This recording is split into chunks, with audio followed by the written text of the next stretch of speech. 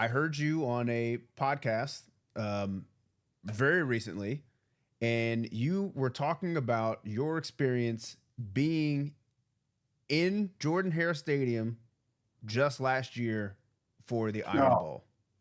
we're doing Now, this early in the show. yes, I just go ahead and get it out of the way. So, I don't necessarily want you to tell me about how you felt about the play itself, but I want you to give our audience the surrounding story around that, um, and the Okay. experience that you had there towards the end of the game. Your family. My children are 9, 7, and 4. At that time, they were, I guess, 8, 6, and 3, and we had never been to a college football game together because I'm working every Saturday in the fall.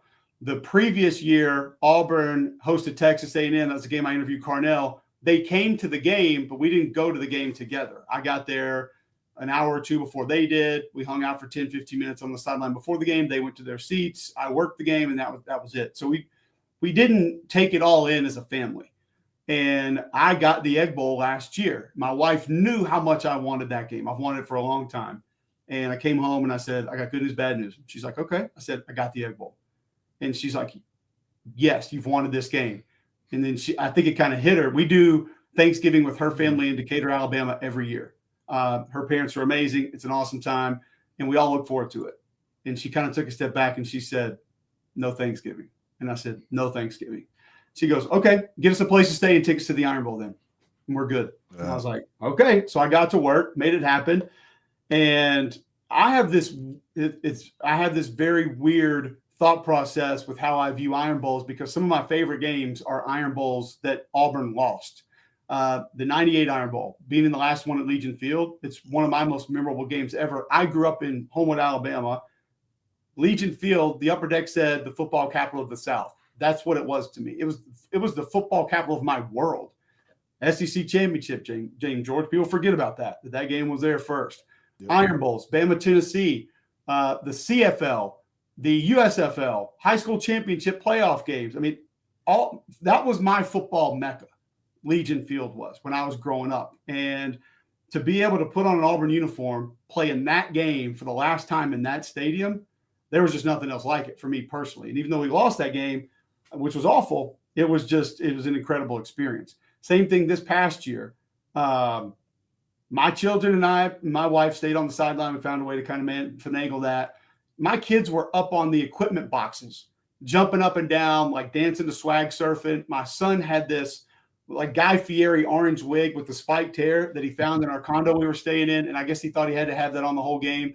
We go to SEC Nation before the game. He gets one of the regions, like pull apart signs that says War Eagle. He was doing it an hour before kick, and he was doing it right before that play. Like he thought it was his duty, his civic duty, to be pulling that sign apart for the entire game. I had at least 80 text messages from people in the stands saying, we're having more fun watching you and your kids than we are the game. Because they're just, all over the place. And so that last series, my wife's like, what do you think? And I was like, I've seen this play before. I don't like this. It's not good. I know how this story ends. Didn't think it would end that way. But I would walk up to the sideline and watch the plays, and they would stay back. And they were on the opposite end of the field where they were driving. And I didn't feel good about it. And then the bad snap happened, and I'm feeling pretty good about it. And I walked over, because there's a timeout. I walked over to that equipment crate, and I got my 4-year-old, then 3. He's all over the place. He had like 11 Chick-fil-A chocolate chip cookies. He didn't even know what he was doing. He was on cloud 9. But I got my daughter, my oldest, and my middle child, my son. And I said, listen, do me a favor here. I said, watch the game. Watch the actual play. I said, don't watch the Jumbotron. Don't watch Albie. Don't watch the cheerleaders. Don't watch the fans. Don't watch the sideline. Watch the game, because you are going to remember this for the rest of your life. And 4th and 31 happened. And they're going to remember it for the rest of their life. She will remember that for the rest of her life for reasons that I did not anticipate. But I turned around and began to go back to that equipment. I kind of waited for a minute. I'm like, flag, like signal, review, like, something. Do it, something, any. I'll take anything right now. And I look back, and my 8-year-old daughter is ugly crying. I mean, literally just bawling. And I'm like, okay, we got to switch to dad mode here. Like, this is different. So I go back, give her a big hug, and she's like, "You said I remember this forever."